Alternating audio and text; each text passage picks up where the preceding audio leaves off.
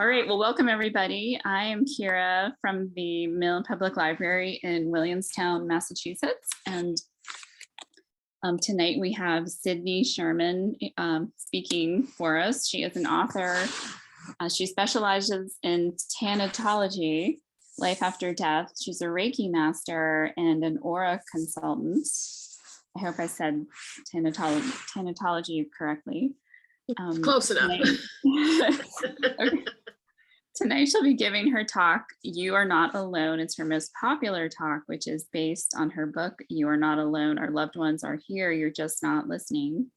Her book approaches the science of death or dying with a healthy dose of common sense and encourages rational skepticism. She looks at why and what we believe about the afterlife, so we can look forward to hearing more about the possibility of life after death. She will speak for about an hour and then take questions. And her friend Peggy is here to help take questions.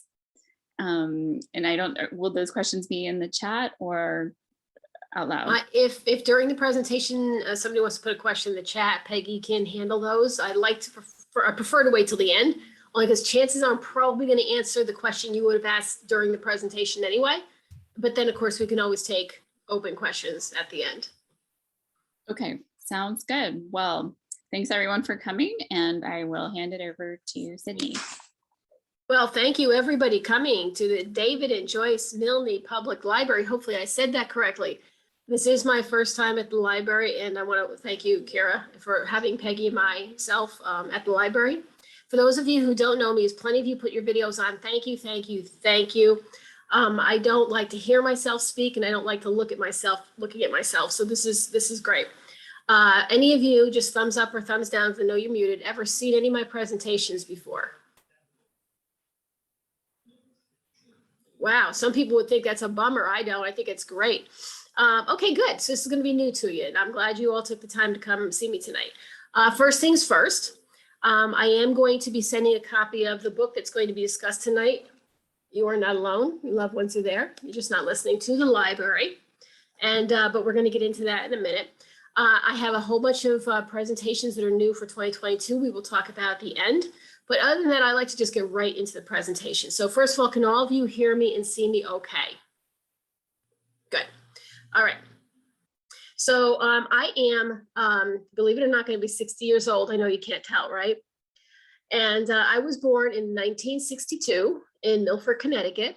The reason why I like to tell people a little bit about myself is if I don't, I used to not, but if I don't, then people always say the same thing to me. How do you know this? What are you basing it on? Where do you get your information from? So this way I just get that out the way. So like I said, I was born in a tiny little town called Milford, Connecticut. And 1962, I was the youngest of 4 kids, 2 older siblings as far as brothers and 1 older sibling, a sister. Dad stayed home. Dad did not stay home. Mom stayed home. Dad worked. Very typical 1960s household. I was in Girl Scouts and Brownies and did gymnastics and ballet. And we took the Sunday car rides. And those of you who are my age will probably remember that. It was a much simpler time. I didn't know there was anything different about me and or my family until I was in kindergarten. And I was standing outside in the line getting ready to go into class. I was talking to my friend Ellen. And all of a sudden, the little girl, I'll call her a spirit girl for right now, I don't like that word, but we're just going to use that for context, came up and started to speak to me. So, of course, I was speaking to her back. And right away, my friend Ellen wants to know, who are you talking to? Well, to make a long story short, she's making fun of me. The kids in line are making fun of me. I don't know why they're making fun of me. They keep telling me I'm talking to the air and that I'm crazy. And I got very upset. You know, I called her stupid. She called me stupid. And I ran home crying to my mother. When I got home, once my mother got over the shock of me being back home, I mean, I was only in kindergarten, she said to my grandfather, who happened to be there at the time, go ahead and take her. And I'm like, wait, take me where? Take me what? First of all, my grandfather was a wonderful man. But I was like, is anybody going to listen to me? I guess the kids treated me really bad at school and I didn't understand why. So my grandfather took me outside to the old-fashioned station wagons. Hopefully some of you remember the wood paneling on the side of the car. Does anybody remember those? Yeah. With the third seat to face the back, always an adventure, always. So he took me out to the third seat and he looked at me and he said, Sydney, you see who you see and you hear who you hear, and that's okay. But you have to shh. Okay, 6-year-olds do not know shush. I'm going to be 60 and I don't know shush. If Peggy had left her chair there, she'd be the first one to tell you I was born with the gift of gab and I don't shush. But, you know, years ago, for those of you who are young and may not know this, back in the day, you know, children should be seen and not heard. Parents did not share things with the kids, and you sure enough did not ask your dad how much money he made a year. I mean, it was just a different time, right? So when an adult is looking at you saying, shh, it's scary. So my grandfather starts explaining to me what it was that happened to me that day and what it was that I had been seeing forever. And I'm going to explain it to you now. And I want you to put your 6-year-old brains back on. Do not listen with your adult brain. Okay. I want you to listen to this as a 6-year-old. And when we're done, I want you to give me a thumbs up. I'm going to ask you if you think you would have understood what he was saying at 6 years old. So my grandfather was a naturalist, as am I. And he felt that we are all part of the vast universe, that who we are, our essence, comes from the vast universe. Now, I will say with people like Neil deGrasse Tyson, it has been proved in the last 20 years or so that a lot of the contents of the stars in the solar systems and the Milky Way and stuff like that are found in our makeup. So we are more closely aligned than people realize, but that's another story. So my grandfather felt that before we were born, we're part of the always flowing energy of the universal light. And then our mother gets pregnant and we get our candy coated shell. Of course, I'm 6, so I'm thinking M&M, so I'm really kind of not, you know, really too focused. So this is our physical self. This is our body. This is age, this time stamp. It can only last so long. This can get sick, it can get ill, it gets frail, it gets cellulite, diabetes, cancer. This is your essence. This is your life energy. This is your physical self. But this is how you and I are right now. At some point in time, at the end of our life, there's a separation once again of our physical self, our body, cremated or buried, whatever your choice happens to be, but we are still here. That which makes us who we truly are still here. Okay, I was 6. How many of you think you would have gotten that? No. As you're going to find out, thank you all for feeling that way. You know, I think I've thought about it a lot lately. You know, there is no good way anybody could have told a 6-year-old this. How do you explain? There's just no way. I mean, he did the best he could, I suppose, but I was terrified. Not only was terrified, like, what is he talking about? But then he starts telling me that, oh yeah, by the way, these people you're seeing, they're dead. Now, I had never heard the word dead before that I'd known of. Nobody in my family ever died, never gone to a funeral, so I didn't know dead. So now I'm hearing about dead. So, you know, for a 6-year-old, it wasn't a good day. It just wasn't. But I think he tried his hardest. So, you know, my grandfather is very influential to everything we're going to talk about tonight. And in a little bit, I'm going to explain to you. Actually, I'll just explain to you now because it'll make more sense. So my grandfather being such a huge person in my life for many, many reasons. And he is the one on the cover of the book. That's him right there. My pop-up was born on the Penobscot Reservation in Maine. If any are familiar with it, our harbor is a beautiful area. He lived there until he's 22 years old. Now, if you know anything about it, even still to this day, it's not a huge casino reservation. They're not going to do anything like that. There was no jobs. Nobody did anything but drink. There was no formal education. He lived there till 22. When he was 22, he left the reservation, moved to Bridgeport, Connecticut, met my grandmother. They got married, had kids, my father. And so, but this was their life. He would get drunk. She would throw him out. She would call the Milford Police Department where my father, his son, was a police officer. My father would have to go to the police department to pick him up. How embarrassing. Bring him back to our house for 3 days of detox. And then he would go back to her house. So wash, rinse, repeat. This was my life with him. So it was one of these times that he happened to be there when this incident happened in kindergarten. So when he starts telling me this stuff about, you know, this and the body, and honestly, I thought he was, you know, pop-up's drinking. You know, honestly, that's what I was thinking, and that's pretty sad.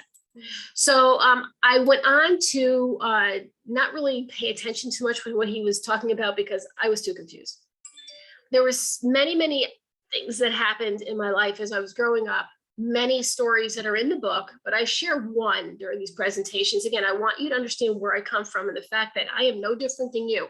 There's not one thing different about me than you, other than the fact that I happen to have him in my family and I was able to have the background knowledge. Other than that, I'm no different.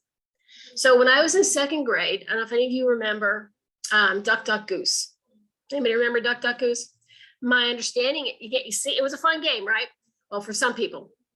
I was never picked, so I never really liked the game, but people played it. And we go out for recess. Back in the day, girls wear the skirts and they were sitting on the hot asphalt, and it was just not a good time. And I was never picked. I was not popular. So here comes the most popular kid in second grade, and he comes up behind me, taps me on the head, says, "Goose." And I'm like, ugh. First of all, ladies, I see some gentlemen here because gentlemen, you may not understand this, but women will. Ladies, in that literally 30 seconds, if that, two thoughts went through my head. Number one, does he like me? Did he like me, or is he just kind of like me? Or seriously. And number two was, oh, that means I'm popular now. And I have to pick a popular kid because then I'll be popular still, right? That's the rules. So I got up and I'm walking around the circle and I am taking my time. Duck, because I knew it was never going to happen again. And I'm looking for the most popular kid that I could pick. And halfway around the circle is this little girl sitting on the ground, more pathetic than I was probably, and a woman, spirit, standing behind her saying, "Pick her." Well, I don't want to pick her. I need someone popular, right? Well, my mother raised me right. So I got behind her. I tapped her on the head. I said, "Goose," and I go running. Well, I quickly realized she's not following me. So I walk back, and this time I stand right there, tap her on the head. I say, "Goose." She still doesn't get up. She doesn't even look. So what do? Same thing all of you would have done. I turned around, I looked at the woman, and I said, "She's Goose. You told me to pick her. She's Goose, and she won't get up." And the whole circle of kids are laughing at me. Kindergarten all over again. So my first thought was, ruh-roh, because I didn't shush, But then I ran to the classroom and I just knew when those kids came back in from recess, they were just going to tear me apart, but they didn't.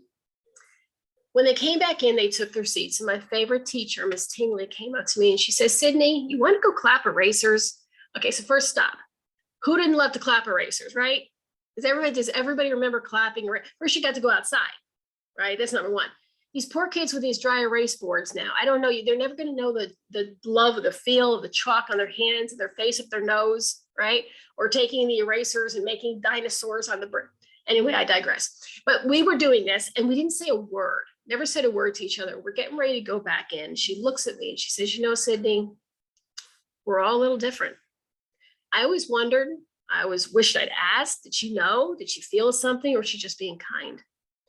The rest of my time going on, pretty much I was a kid. I was a normal kid, just like everybody else.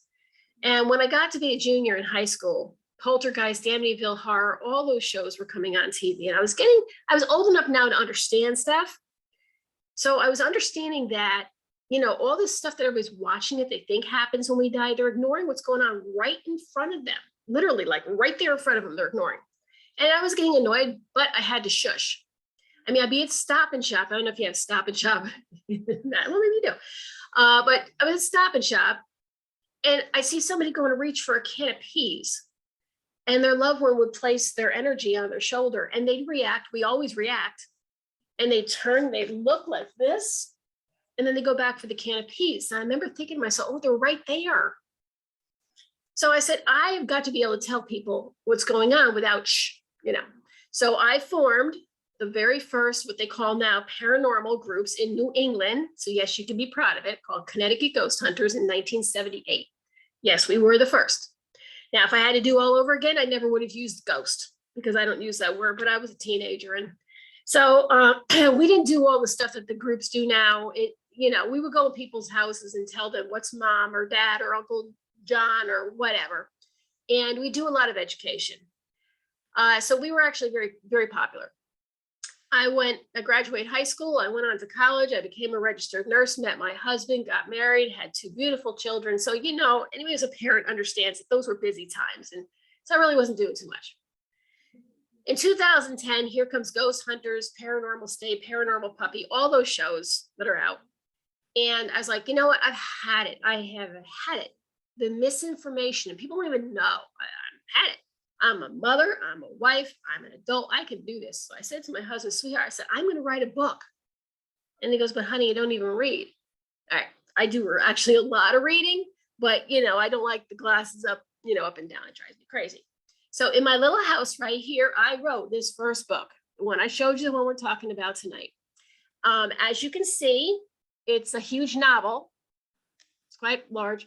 I like to call it a 2-bathroom read, 3 if you're having problems. So, it's a cool book. It's pretty good. But when I bought it, my whole intention of writing this book and to do these presentations like the one tonight, I want you to understand a very clear, very easy to understand reason why it is we all are still here after we die. We don't go nowhere. And this information has been well documented for well over 120 years. And you know where you can find this information? At your local library. It's all there, guys. I'm telling you, it's there. When people say to me, nobody knows what happens after we die. Yeah, they do. They actually do. It's very well documented. And why they're not talking about it, that's another whole story. It angers me. But I wanted the book to be something easy for people to read, something that people are like, oh, that's happened to me, and to understand the fact versus the fiction. So my thought was, a few people would feel sorry for me. A couple of libraries here that people I knew, they said, hey, come to a book signing, Sydney. So I did. Next thing you know, I'm in the newspaper and the magazines and TV and radio and all sorts of stuff. And now that you've spent some time with me, this is not what you want to see on TV. Okay. It's just really not. As my mother likes to say about some people, they have a perfect face for radio. Okay. So, but I'm very proud of this book because this book has been bought, read, and sold on every continent except Antarctica. And yes, I am planning on mailing it. See, I got the envelope. I just haven't been able to get to the library, to the post office, because I'm going to send it to the scientists that are down there, not the penguins. Come close and listen. Be a secret. She's been saying this for 10 years. Okay. So there's no scientists, and I don't think penguins read. The point being is the book's done very well, and I'm very grateful for it. So the book did really well. So then I thought, well, why not write another one? I mean, I am a nurse, right? Isn't that what nurses do? They just write another one. So I wrote a second book, Gifted Innocence. This is actually a picture of me that my niece drew. My mother always had pictures of me with my hands up in the air, taking a spoon and beating supposedly the air. But a lot of things happened over the years, and Peggy and I decided several years back that, we're going to curtail a lot of the stuff that we do. We're just going to focus on the education, because when it comes down to it, everything's about energy. Remember, I told you at the beginning of this story about our life force, our energy. Again, very, very well documented. That is called your aura. We all have one, and it's your energy force that remains.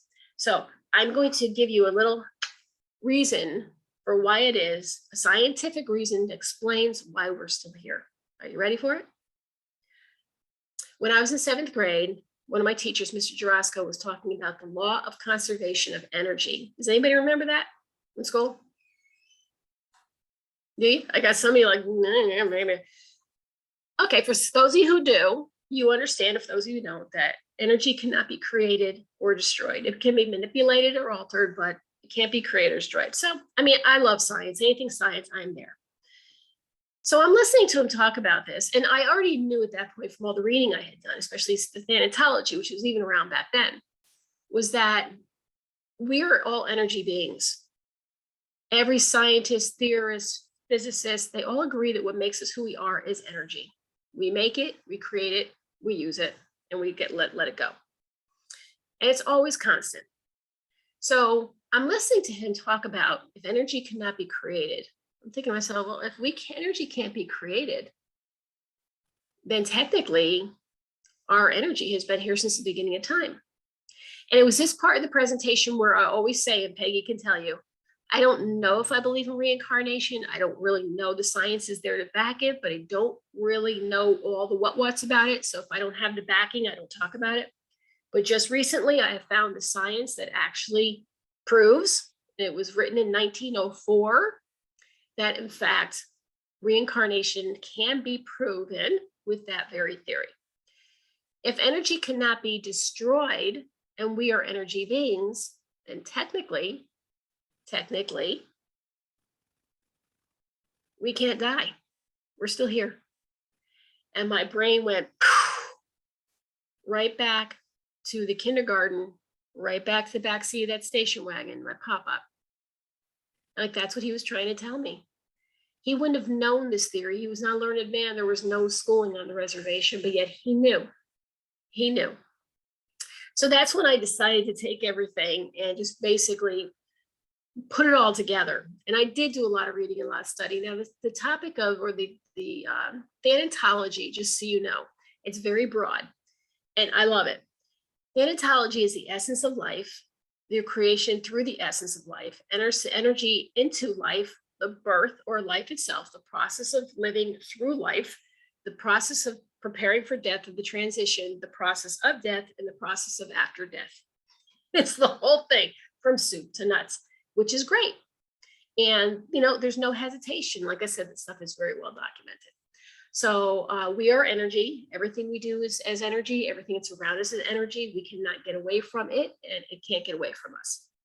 So your loved ones are still here in their energy form. They're not here in this anymore. This is frail. This was time stamped. This can't be here anymore. But they're still here, part of the vast universe. So another reason why I know all this, again, like I said, do a lot of reading. And I don't know if Kira's still on here. Kira, I'm not sure if she's here. But what Peggy and I have found for many years is years ago, years and years, decades, generations ago, people journaled like crazy. Everybody journaled, especially men, not like women with diaries. I mean, women with diaries, they had special thoughts, right? These journals are like just everyday life. And I'll give you an example of one of them. And the library probably has some old journals from the town, maybe some prominent people. But this is what you would find. Well, I'm going to go down to Mirror Lake today, and I'm going to bring the new fishing pole. And it's a nice day outside. Maybe I'll catch myself a bass. I'm going to use different kind of worms today. And then it would take up, well, I just got here. It just looks like I'm going to have the place by myself. The water's nice and calm. Looks like it's going to be a good day for fishing. Oh, then mom's here. Mom's in a pretty pink dress. Oh, I always liked her in that dress. Well, I'm going to take the part over by the tree because it looks like the waves are, and it goes on it. And you read it and you're like, so what, dude? Seriously, so what? Right? But as you continue to read more passages, you realize mom's dead. Mom's dead. He didn't say my dead mother. No. Put her right in there, just as important as that new fishing rod and where he was going to swim, fish. And you start to, after you read so many of these journals, after a while, it's like, why didn't they say my dead mother? Why weren't they screaming it's a ghost? Why weren't they shocked? Why is it just part of us and being important as the fishing pole? Because it was normal. It was a normal process that happened all the time to them. It was part of their day, just as important as where they fish and the type of fishing pole they're going to use. So ask your libraries when you can, ask your historical societies. They absolutely have journals. And start reading, and you'd be very surprised. And it's a little boring, I gotta tell you, really, some of the stuff you're like, ugh, but you watch. The other reason that proves this theory, besides all the science books and physiology books and metaphysiology books and all that stuff, is the Bible. Now, I don't preach anything. I don't talk about religion in any way, shape, or form. I just give facts. So for any of you who are well-versed in the Bible, you could probably take a nap right now because you know what I'm going to say. Yes, the Bible says that you can't talk to the dead. That's Satan. Yes, it does. It does say that. However, there's also 4 parables or 4 stories in the Bible. And each one of them, their loved one is coming back to bring a message, to provide comfort, to help celebrate in some way. And nowhere in these parables is the next line, and they screamed, "It's a ghost!" And they ran and hid under their blankets. Nowhere. The next lines were the same. And they rejoiced. And they jubilated. They were jubilated and they celebrated. Does that sound like someone who's seen a ghost to you? Why are we freaking out? Why was this not a big deal for them? The reason why it wasn't, and the more you do this reading and you understand, it wasn't a problem because it happened all the time. It was expected because it happened all the time, and it was accepted because it happened all the time. What happened to us? Well, I'm going to tell you what happened to us. Unfortunately, when you're little, every child has the ability to see things and to hear things that we're all supposed to. They're not biased. They haven't been told yet not to. The world is just there for them to see. They don't know the difference. You know, when people ask me what I thought I was seeing when I was a child, and I'm going to say this as carefully as I can, but they were people. Now, you know, when you're a child or you go someplace different, you see people of different ethnicities, people of different skin colors, people with different, facial structures. You see different people. They're all people, right? They're just a little bit different. Everybody's a little different. That's all I thought. That's all I thought. I think they were dead people. They look just like people. They just looked a little different. And that's how children see them. So that's why I wrote the second book, because I want parents or grandparents to be able to handle talking to their children appropriately about things like this, because unfortunately it is the adults, society or otherwise, that shakes the kid finger and says, oh, that's just an imaginary friend. And then they grow up to be like us. And the sad thing is folks, we're all going to die. Every one of us is going to die. I don't know if you didn't know that or not, but you are. So it's good to know what happens, when we die. So now you understand it's about energy, and it's really all about energy. Some of the things that they like to know, and I have cards here so I don't miss the questions, is, well, what are they doing? What are they doing all day? Well, no, they're not bored. They're not bored because, as you and I would be bored, right? There's no time essence for them. There's no place they have to go. There's no deal or any plans that they have to have. So they are here, and they are usually trying to get our attention. Oh my goodness, they are trying to get our attention. They are trying to give us comfort, even just by being close to us. They are trying to help us make decisions. They are the ones that take your keys and you lose them, so stop you from going out the door because it's going to be an accident. You would have been involved in it, or something else would have happened. So they do things like that. But the biggest thing that I tell people all the time, the hardest way to get past everything I'm telling you, is the fact that you can't see them as living anymore. You can't see them in a physical form. As long as you continue to restrict them in their physical body, you're not going to get very far. They are energy. They can do anything that they want to do. I don't care if grandma was 98 pounds and only 4'11". She wants to lift up that car, she's going to do it. So they pretty much are just here for us. Don't see them as people having things to do. Where are they? They're literally one step to the side. I have never seen them floating with angel wings, and I've never heard them screaming from the fiery pits of hell. Never. As my grandfather always said, they're literally one step to the side. Do they know that they're dead? Yep. They know they're dead. They don't care. They understand what death is, but they're not missing anything. They're not missing a darn thing. And you have to understand, they are so far ahead of us. It's like enlightenment, like you and I cannot possibly think of right now in a human form. They're not sad, they're dead. They're not crying from their graves. They're not trying to avenge their death. They're not trying to do anything like that. Emotions such as anger, resentment, sadness, fear, love, those are all human emotions. They're not human anymore. So this is where people get mad at me, and I'm sorry, but I'm not going to just tell you it's something to make you feel better. Anger, resentment, sadness, fear, all that stuff, people are like, oh, Sydney, I'm so glad they don't have those things. But when I say love, they're like, oh, I don't want to hear that. There isn't love. It's not the love like you and I have. There is a connection. There's an understanding. They know who they belong to, and that they're there to try to guide. But the huggy, kissy, lovey, that's just not there.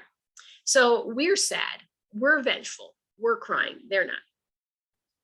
So, they have, like I said, no human emotions. So I'm going to pick on Deb, only because she's right next to me in the pictures here. Deb Baker.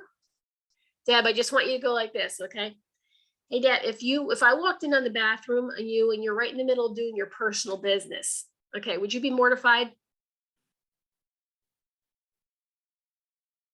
Yeah. Of course you would. We're human, right? You'd be embarrassed. I'd be like, oh God, I'm so sorry. But that's what we do. That's not what they do. They're just there. So yes, they see everything you do. Everything. Everything. They do.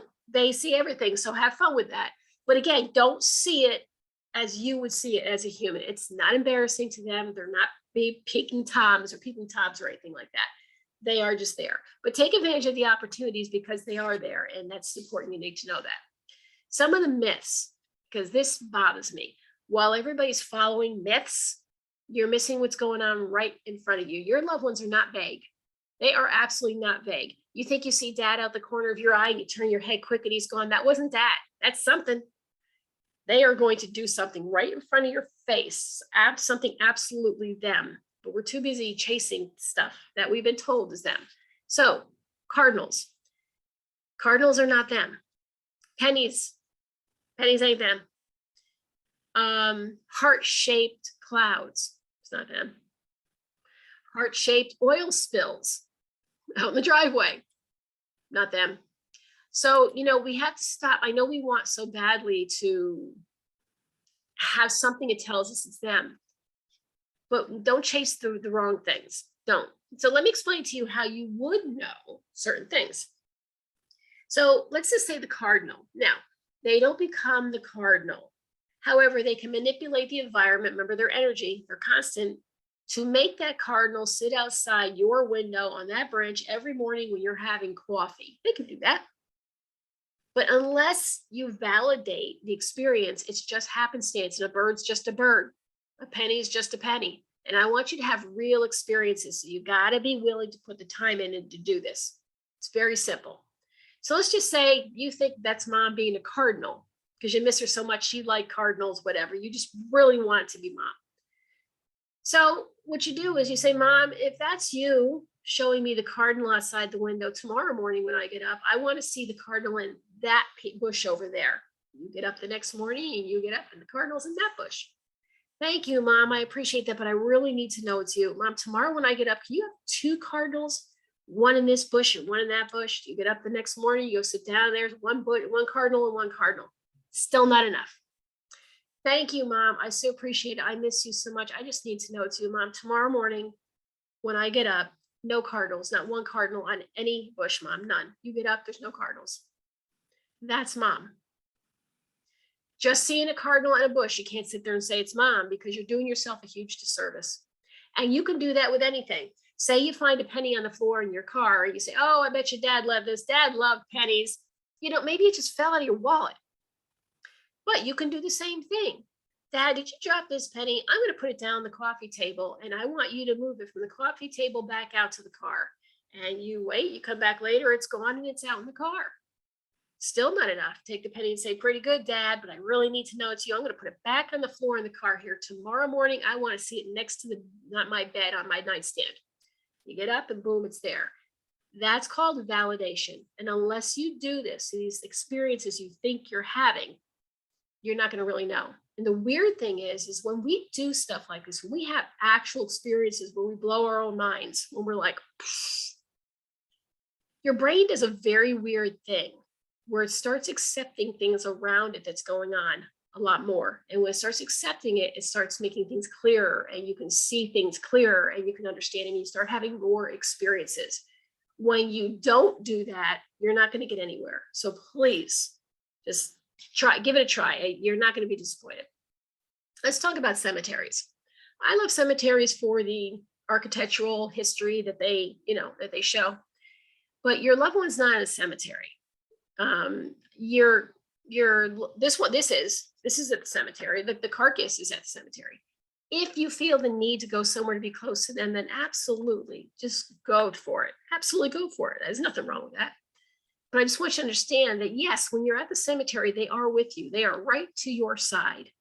And when you get in that car to go to Taco Bell, they're going with you. They don't stay there at the cemetery. Get used to talking to them. You don't have to go a certain place or be a certain place to be with them. They are right there already. You're listening to me talk right now, and every one of you have 4 or 5 or 6 or 12 around you right now listening, thinking, geez, that lady needs to stop talking. Talk to them. They're literally right there, and it's good for you. Again, as I said, they're not vague. If they're going to do something, they're going to do it right in front of you. Shadow people. And if any of you watch the shows on the paranormal shows, TV, the paranormal shows will tell you that they're shadow people, and they're negative energy, and they're evil spirits. Well, you know, my great aunt was wonderful, wonderful woman, very sweet, very kind. The best she can do sometimes is present in a shadow form. So what they're doing is teaching you to go away from your loved ones instead of going toward your loved one. We talk about the word paranormal. Everybody's like, excuse me? Okay. Okay. So Connected to. I don't know if I'm having backflow in my ear. So let's talk about the word paranormal. A lot of people get all freaked out about it. What is the word paranormal? The word paranormal is above or outside the normal. So if I have Rice Krispies every morning for breakfast and tomorrow I have waffles, that's paranormal. Ooh. Seriously, people just really go nuts with this whole thing. Even the word medium, people called me a medium for years. The word medium is derived from the word media, or to speak. That's it. And yet people go crazy. So what can they do? Again, don't limit them. They can do everything and anything that they want. They can be anywhere at any time. They can be with several people at the same time. They don't have to leave one person to go with the other person. Yes, they hear everything you say. So how do you know, as I told you before, that they're here? The journals, the science books, the physics books, the microbiology books, the Bible, all these things, if you go back and you take the time to look, and yes, it does take time, the information is all right there. Does not need to be hidden from people. So what stops us from connecting our loved ones? Well, I talked about your aura a few minutes ago. We all have that aura, that energy form. So when Peggy and I do our aura presentations or our aura lectures or classes or whatever else, we teach people about their auras, because it is your aura that senses everything that's going on around you and inside you.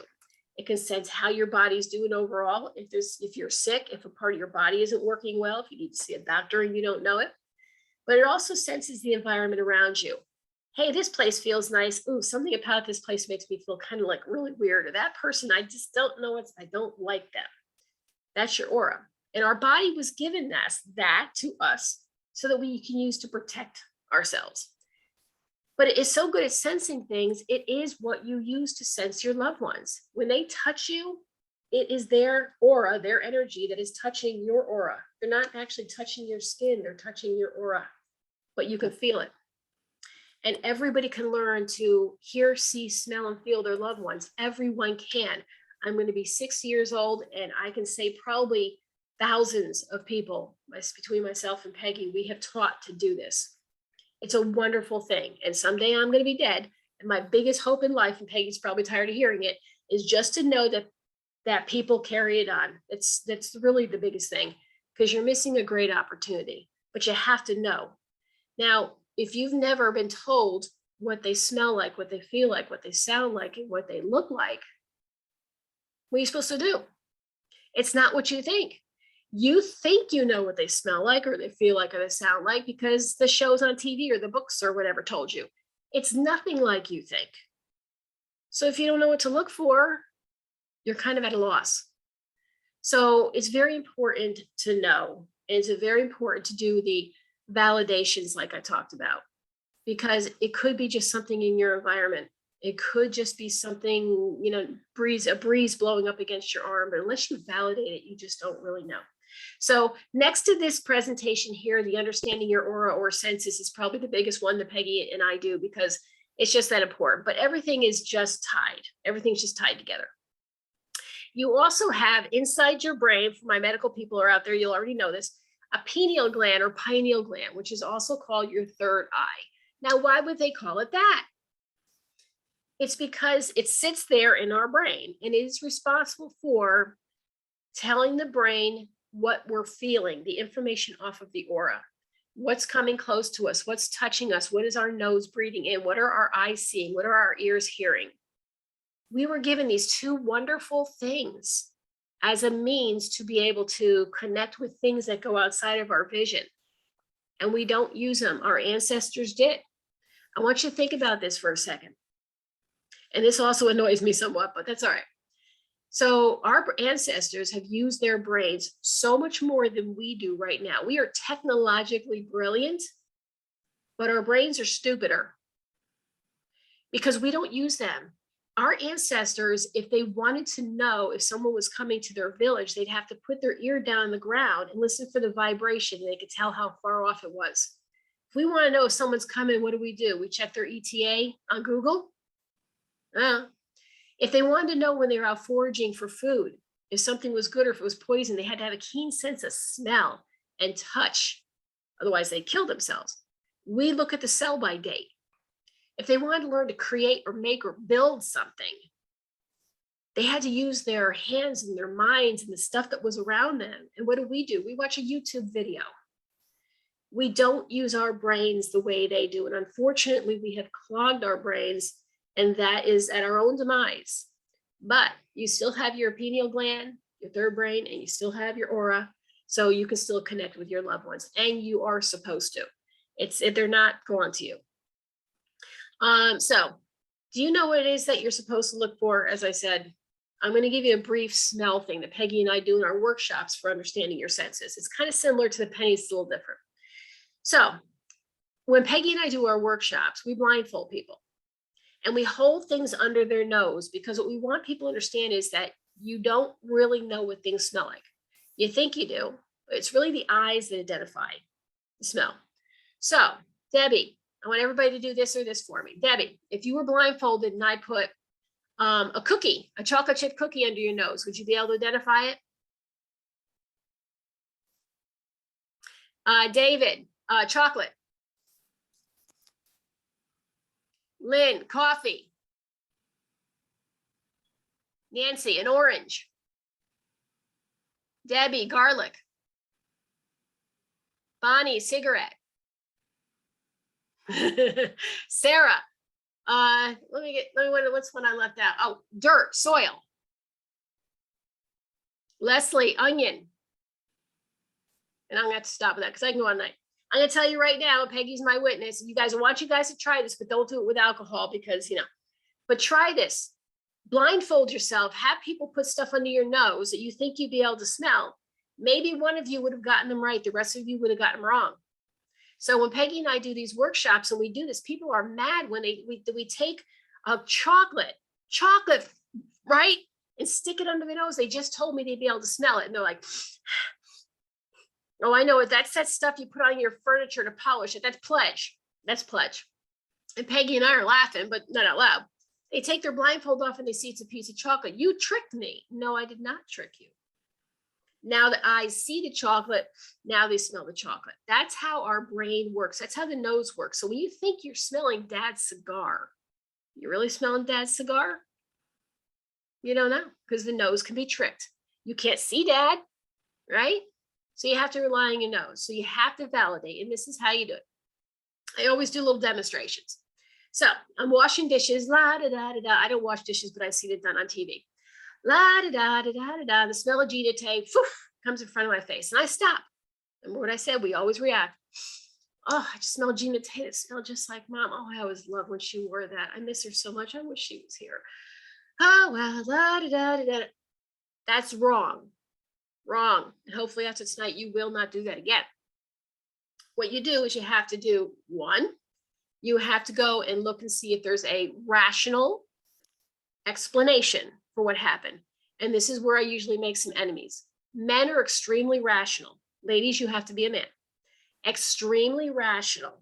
Okay. Everything fits right here in this. I don't care if I'm pushing it, it's gonna fit in it right here. Women are like, did you hear that? It's a ghost. I need women to come a little this way and guys to get out the box and meet in the middle. You've got to be very rational. You got to look to see where the smell could have come from. My dishwashing liquid? No. My Glade plug-in freshener? Zoe. No. What? Hello? Okay. My deodorant, my hairspray, my mouthwash, the window's open. Is it coming in from outside? Try to find the cause. And you know what, folks? You might find it and you're going to be bummed. And you're going to say, oh, shoot, I thought that was mom. At least you know. Or you can't find it. That's when you say, Mom, I thought I smelled your genitake. Can you get close to me again so I could smell it? I miss you so much. Boom, in your face. Oh, thank you, Mom. I just really miss you. I just need to know you're here. Can you get close to me again, Mom? Boom, in your face. Mom, thank you. Thank you so much. Do you see what your granddaughter's doing to me? I need your help, Mom. Please get close to me. Boom. I don't care if you do this 4, 5, 6, 7, 8, 9, 10, 12 times all the live long day. I don't care. But if you did the rational thing first and you got to repeat them to do on command, which you've asked them to do multiple times, you need to stop washing them dishes. There's nothing more important. You need to go sit in the living room and talk to Mom. And it's the same way with touch. They don't feel like you think. But if you do feel them, you need to ask them to validate. First, you need to look for the rational, and then you validate. Same thing with the hearing. Same thing with the seeing. They are not vague.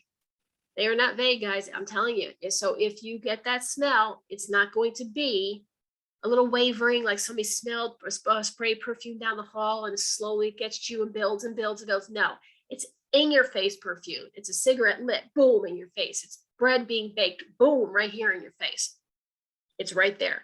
That's how you know it's them and not environmental. So watch for these lovely little signs because they do them all the time. I'm going to pick somebody else here. Lynn. Hi, Lynn. I'm picking on you. So let's just say Lynn gets up. And you don't have to really do anything, Lynn. I'm just picking on you. So they do things over and over again to get your attention. So Lynn's gets up in the morning. She's putting her mascara on. And all of a sudden, the shower curtain goes. She stops. She's like, what is that? Well, she checks, right? Did the cat jump in there? The dog jump in there? Is the window open? What happened? She looks. Ain't nothing there. If it never happens again, that was just happenstance, right? The next morning, Lynn goes in the bathroom. Again, what? She goes and looks, can't find anything. The third morning, fourth, fifth, sixth, seventh. And eventually, at some point in time, Lynn's going to stop and say, okay, what is going on? Right, Lynn? Eventually. Yeah. That's them. Look into it. That's them. That's what they do. It's not a once in a while thing. And when people come to me and say, oh, you know what? I heard the door squeak the other night. Okay, doors squeak. No, you don't understand it. It squeaked. Yeah, the door squeaked. So what's a door? I'm sorry, you're going to have to do that. But the good thing is, ladies and gentlemen, the more you get used to them and you acknowledge them and they're close to you, the more your brain sees this as normal. The more your brain sees this as normal, the more you don't have to go through all the motions and you will start to be able to pick up your abilities. It is always smelling first, feeling second, hearing third, and seeing last. So please don't get off here tonight and try to see dad or hear mom. It's not going to happen. You got to build it up. You got to let your body get used to this weird, unique thing that's not weird or unique. It's kind of weird, but unfortunately, you got to teach yourself something your body already knows. So what do they look like? Well, they look just like you and me. They're not in all walking around in period type clothing. They're not all in their, bed linens or whatever else. They're not in all military uniforms. They will come dressed in just plain old clothes, the same way you and I are dressed or as they would have dressed. They can be in bathing suits. They could be naked. I've seen them naked. Not the funnest thing, but I've seen them naked. They always are younger. If you die in your 60s, 70s, 80s, and 90s, whatever, you always present back in a younger form. Now, let me explain something. They don't need that facade. You do. They don't need it, but they will place it on because it's validation. So you know who they are. So they do come back younger, but you will recognize them. Absolutely. They may come for a full body. They may come from the waist up, from the neck up. They may be half of a face, but you will recognize who they are. And again, like I said, it's not out the side. It's literally right here in front of your face. They are not orbs. Please, people, I beg of you, stop with the pictures. It's not that. Okay, I know you want it to be them, and I know it's cool, and you can see a little face in there. It's called pareidolia. It's not them, okay? If they're going to do something, they're not going to come like a little round circle in your picture for every picture, party and picnic and wedding and anniversary and birthday. It's just not going to happen. So if you die as a child, you will come back at the age. that you died. If you died as an infant, same thing. If a child or an energy died before it actually came out of the body, which would make it recognizable, because before that you don't recognize them, that's difficult. That is hard. But I've helped many mothers throughout the years be able to feel the child's energy. You can hold it. And when Peggy talks about animals in a second, she's going to explain that to you also, the animals, but you can learn to feel the energy.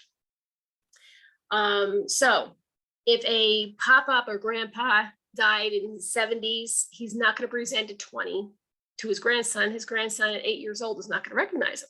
So he will present at an age that's more appropriate for the child. It's all about validation. So with that being said, I'm going to take a sip of water. Peggy's going to talk to you about your pets that died, because it's very cool. And then when I come back, I'm going to conclude with the reader. We're going to ask a whole bunch of questions. Go ahead, Peggy. Okie dokie. She said that I'm going to talk about dead pets, but I'm going to talk about live ones first. Whatever, it's your show.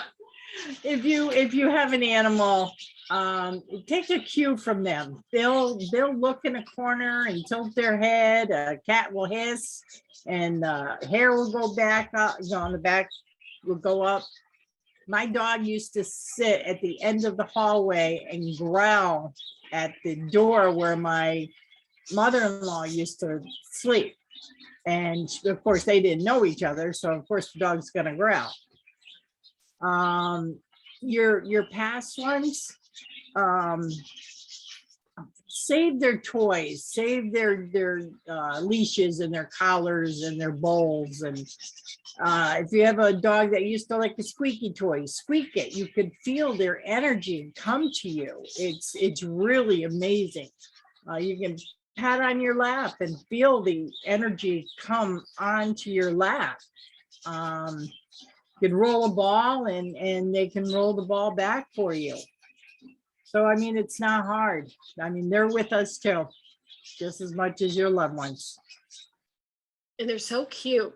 Yeah. They're adorable. It's really amazing, but a lot of times people say, they miss their pets. And I'm like, well, why aren't you, doing anything with your pets? And, oh, you can't do that. They don't have like the brains like people do. Stop it. They're actually better than we are. So the last part of my book is, the last chapter is probably my favorite in the whole world. And it's called The Reader.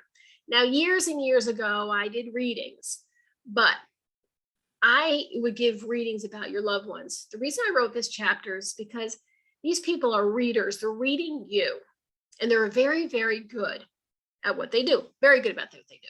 So now I'm going to pick somebody else here. Let me see if I can find. I'm going to pick David. Hi, David. I'm going to pick David. David. And again, this is not a reading because I don't do them anymore. Because I don't have to. You can all do it yourself. You don't need me. You don't need anybody else on the face of the planet. You need yourself. That's all you have to do. You don't need nobody else. So, David, would it be a very good chance that your grandparents are deceased? Yeah. Would it be a pretty good chance that your parents might be deceased? How would I know that, David? I don't know you. You can unmute. You have to unmute.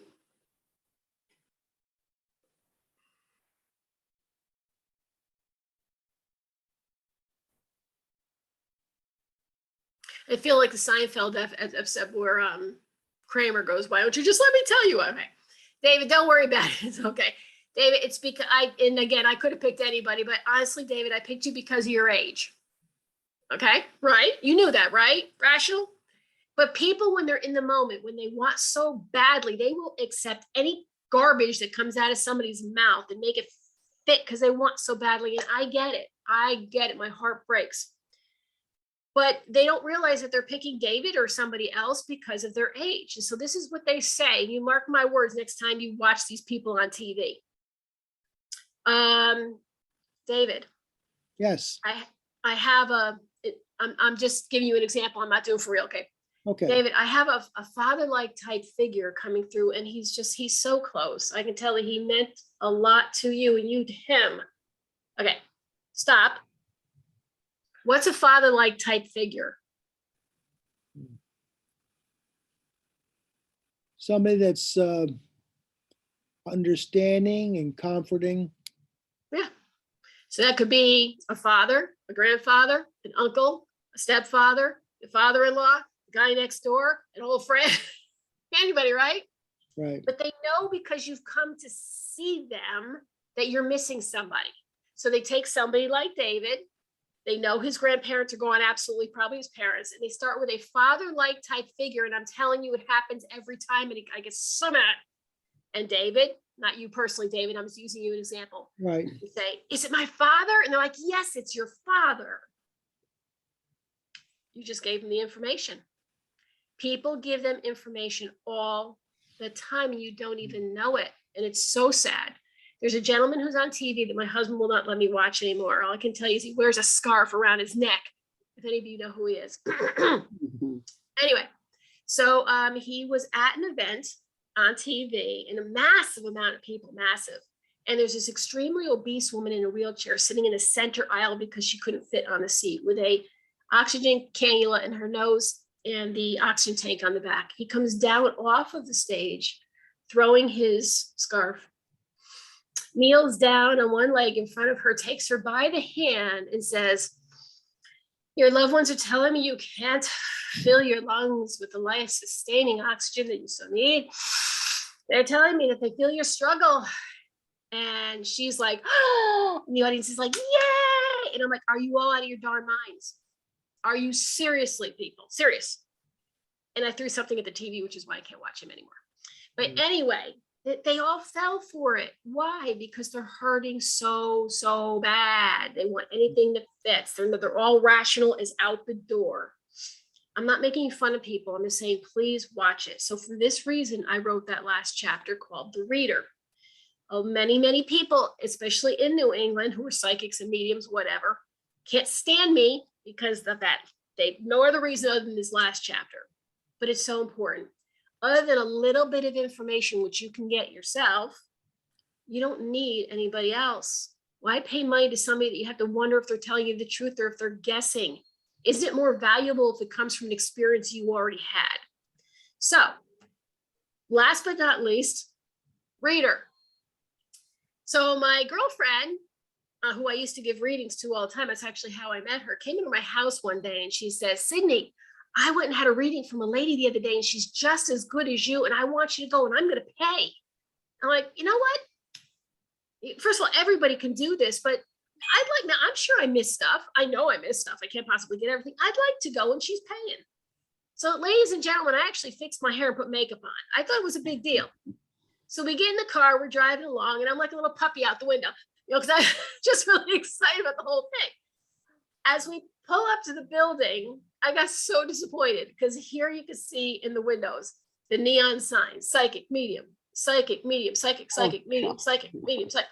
And I looked at her, I said, I'm going to kill you. Are you serious? She goes, no, she's really good. You just wait. We walk in the door. It's like pitch black in there. But I could see the skull head lit up on the floor and the red drapes and the little scarf over the lamp that was in the corner and some Indigata Davida or something like that music playing. And I looked at my friend. I'm like, what is wrong with you? This is not right. And she goes, no, I'm telling you, I get past all this stuff, but she's really good. You're going to be so excited. So here comes Esmeralda. I don't know her real name, but I'm going to call her that. And like, walking around like this. And she hands me a cue card. And she says, please fill this out. And when I come back, we'll start. So I go over to the skull head because I couldn't find anything else that was light enough. And I'm reading the questions. And like, who did you come to see? When did they die? What did they die from? And I'm like, are you kidding me? And I looked at my friend and said, did you fill out one of these cards? And she said, yeah. I'm like, seriously? And she's just as good. I can't stand it. I was just about ready. I don't know how it was going to hurt more. So here comes Esmeralda. She takes the cards back and she says, oh, you didn't fill these out. She says, I need you to fill these out because it helps me connect. Oh, I'm sure. I'm sure it does help you connect. So Fill in the blank. So I said to her, I said, okay, look it. I says, what you're doing is you're hurting people. You're a fraud. I'm going to give you a reading and I ain't going to charge nothing. So I started telling her about her stepmother who raised her, blah, blah, blah, and all sort of stuff. And she's crying. And it finally, ladies and gentlemen, I'm a little slow sometimes. And it finally hit me. I'm like, and nowadays they call it punks, but in our age, right, David? In our age, they called it what? Candy camera. Oh, yeah. Right? They play tricks. So I'm like, all right, I get it. Aha, funny, funny, funny, funny. This is a joke. My friend set me up because she couldn't possibly think that this all was great. So I'm looking for the cameras, and I quickly realized that no, this is very serious. Yeah. So I told the girl, I said, I says, when you do stuff like this, I don't care if somebody died at 109 years old. That's sad, and people are hurting, and you need to stop. Well, I'd like to tell you that my words had any meaning. If you ever come to Connecticut, if you're ever in Meriden on Route 5, across from the Chevy dealer, white building, green trim, neon signs, says psychic medium. She's still On there. Route 5 in Meriden, white building, green trim, across Chevy dealer. Did I tell you it was White House with green trim? Yes. Anyway, so yeah, her parking lot is packed. When I go by, I haven't gone by in a while, but it's packed. So my question is, at what point in time do I stop being angry and upset with her and start being angry, upset with other people? How many of you think you're actually going to get something when they give you a card? Like, come on, a card. But people do every day, and they fall for it because they just want to make something fit. And they hurt so badly. I am telling you, I am promising you, you can do this yourself. Your loved ones are there. They've just also sat through this whole presentation and listened to me talk. God love them. And they're trying to get your attention. As my book says, you are not alone. Our loved ones are here. You're just not listening. They're trying their darndest, as we shall when we die, and our loved ones will be ignoring us as well. I hope not. So with that being said, I'll take any questions that you have. Peggy, I think, shared my email and my website. Did you on the, yeah, okay. So does anybody have any questions? You can unmute yourself. Seriously, nobody has any questions. Nancy, is that a question? I got a question.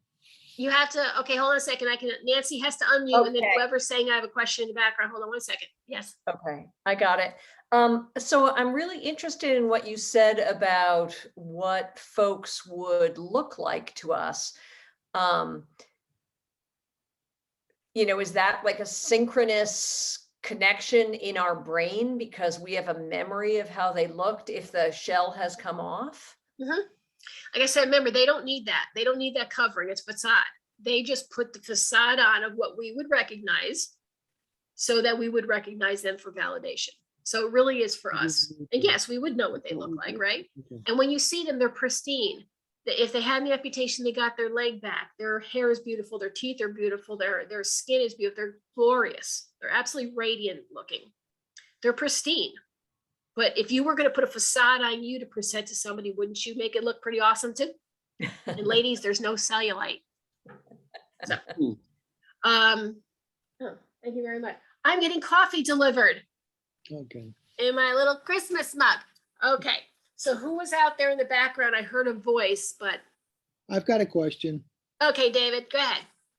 You mentioned two different aspects. Well, one about the energy source, and I can understand that. Mhm. And how does that tie in with reincarnation? Because if you come back in reincarnation, you're another person with a different energy source, aren't you? No, and you know what? Remember, you know what, David, can you come to all my presentations? Listen, so this is what's so exciting.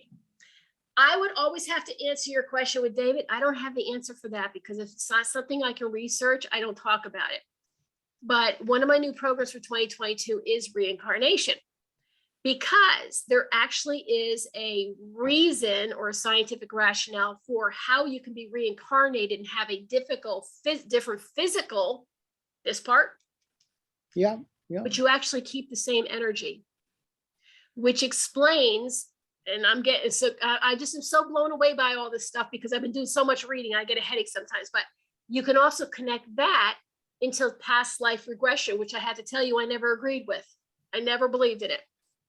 This is why people, when they come back, if there's, reincarnated, sometimes they'll have like the same mole or they'll have a tooth turn. So the physical self might look different, but they have traits and characteristics of the energy of the people that they were, or excuse me, the original part, the last person that they were. It's really very interesting, but all we're doing is putting on a different facade. We're not really changing who we are. And it makes a lot of sense when you read these stories, especially about these little kids who start saying, well, I was an airplane pilot and this was my flight and it went down. They wouldn't know this stuff. There's retained memories in this energy. The only thing that's changed is the facade. So I'm so excited because honestly, Peggy's listened to me talk for probably way longer than she's wanted to. And I never really fell for the reincarnation thing until I did a lot of research. And I know I've been reincarnated now. I absolutely know it. There's no doubt in my mind. And I wasn't happy about it at first, but I'm thrilled now. Do we all maybe go through reincarnation to evolve to a higher purpose or something? I think my understanding from what I've learned so far is we're taking lessons away each time. And in that part of taking lessons, yes, we are getting a little higher awareness. We're having a greater understanding so that when we do process, because there is a final time that we process and we no longer have a facade, that we're in that ultimate place of what they call realism. So I think that, karma, people talk about karma. What people don't understand is, karma is for people who are being reincarnated. So in their next life, karma follows them. What they did follows them. It's their next life. Karma is not for the people who are living right now. It's for the people once they've been reincarnated. So things do follow you. Traits follow you. Habits follow you. Information, learned lessons follow you. The only thing that really changes is the facade. And Matt, when I've done all this reading and everything, and who actually got me started on this whole thing, believe it or not, it was Neil deGrasse Tyson, the famous astrophysicist. And he was tying all this together with the plants with the planets and the solar systems and all the stuff that's in each one of them, that's in our DNA. And I'm reading all this stuff that he wrote, and I was like, wow. So I actually messaged him. I don't think Peggy even knows this. I actually messaged him and I said, so Neil, not that I know him on first name basis, but whatever. And I said, do you believe in reincarnation? And I got back, absolutely. I was really shocked. I don't know why I was so shocked, but I was. So I said, your local library is the best place in the world. You can, all the information is there. But yes, so for 2022, one of my new programs is on reincarnations and past life regression, because they are linked, and which explains a lot of things about myself, which probably would explain a lot about things that you've gone through and things that you do. So thank you for asking that question. Does anybody else have a question? Thank you, Sydney. I have another Zoom meeting. Georgia. Oh, you are quite welcome, Debbie. Thank you for coming. Karen. Yes, Karen, unmute.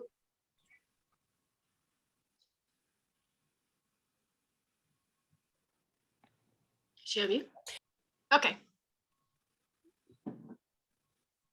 No, you just muted yourself. You just muted yourself again, Karen.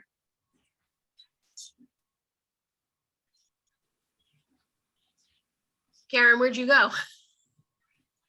She's there, but there she is. Can you hear me now? Yes, Okay. can you hear me now? Yes, I can. Yeah, okay. So when you were talking about as you become more aware and you're using your senses. That's not me. I don't know, it might be me. It's not your loved one. They wouldn't do that. I'm not sure what that is. You said that smelling is first, and then hearing, and then feeling and seeing. Is that how the progression goes? No, smelling, feeling, hearing, and seeing. Smelling, feeling, hearing, and seeing. Yes. Okay. Yep. Okay, thank you. Thank you. Oh, you're quite welcome. Anybody else? Don't be shy. So listen, my email is sydneyshermanauthor@yahoo.com. I'm sorry it's so long. My website, sydneyshermanauthor.com. It's pretty similar.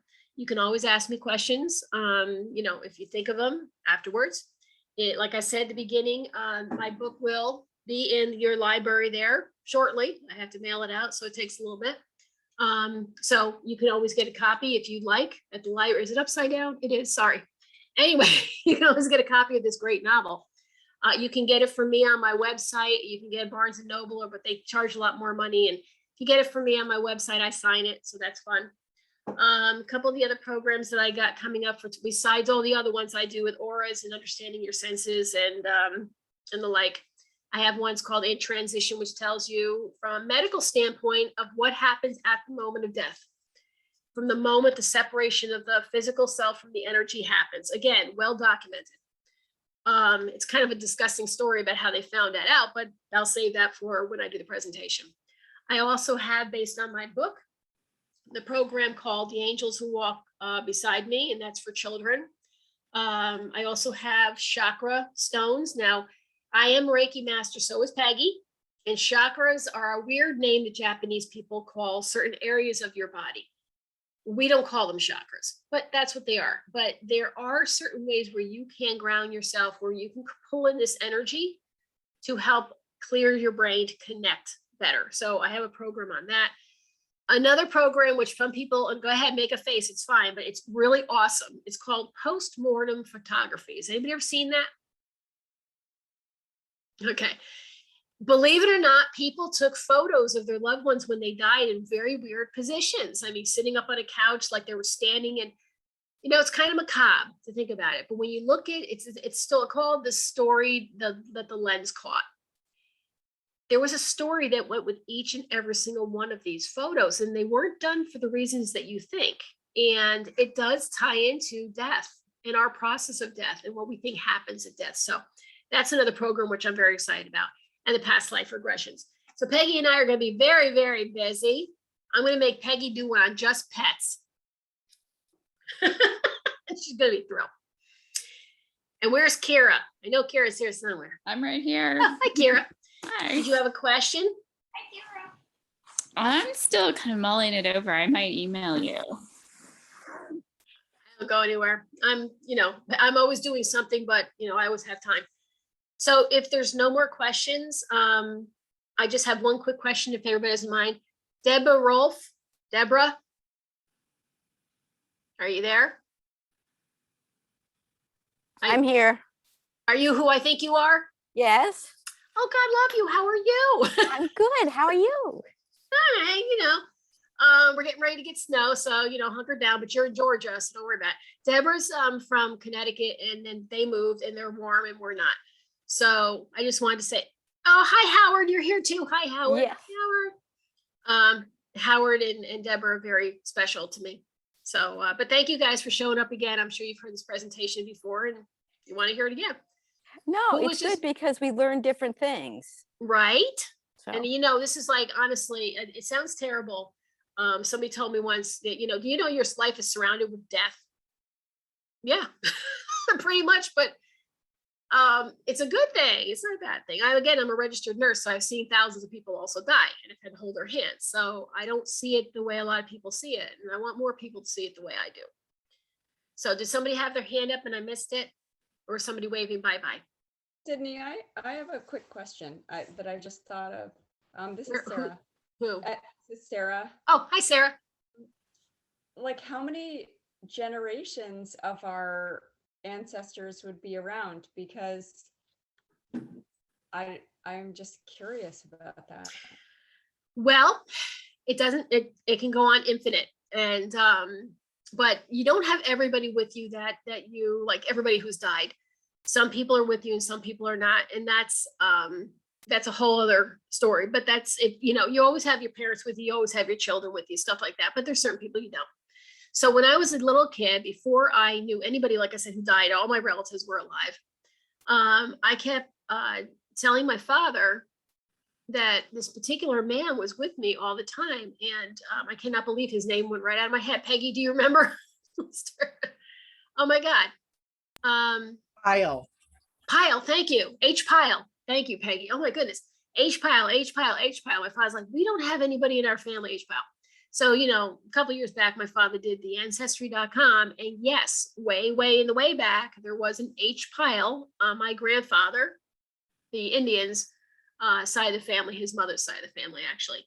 So, I don't know the guy, don't know from a hole in the ground, don't really care. But yes, he's with me. Now, when people who died that I did know, that I did have a relationship with, as they pass and they're with me, the other ones get pushed back out farther and farther because the other ones take their place closer to you. They're not gone. They're still there. And I still hear him every once in a while jibber jabber. Mostly he smells like molasses, and I can't stand molasses. So I really know like when he's closer.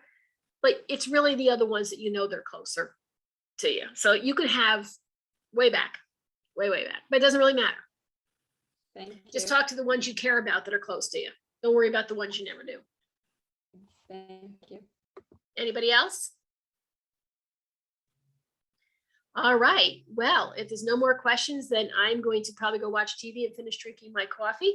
Kira, thank you so much. Thank you, Nancy. Thank you, everybody, for coming tonight. If you have any questions, message me. I hope you enjoyed the presentation, and I hope you stay warm and have a good night. Thanks, Sydney, for your talk. That was really interesting. And thanks everybody for coming. I just want to quickly mention that our next event is Blind Date with the Book at the Milne Library, which goes on for the whole month of February. So you can come in and pick out a book based on clues only and read it, and then you can submit your rating and you might win a prize. So. Oh, wait, how far away are you? We're at Town, Massachusetts. Yeah, where is that to Connecticut? A couple hours north. Never know, Peggy. Okay, so again, good night, everybody. I won't do that until summer comes. Yeah. All right, bye-bye. Thank Bye, you. everybody. Bye, Thank you. everybody.